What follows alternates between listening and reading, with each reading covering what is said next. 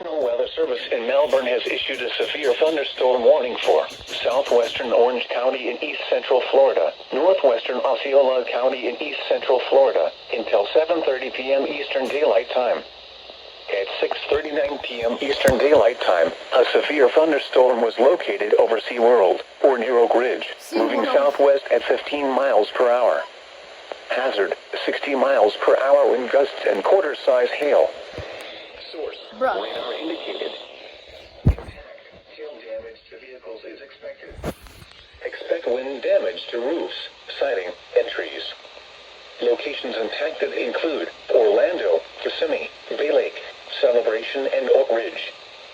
For your protection, move to an interior room on the lowest floor of a building. Torrential rainfall is occurring with this storm and may lead to flash flooding. Do not drive your vehicle through flooded roadways.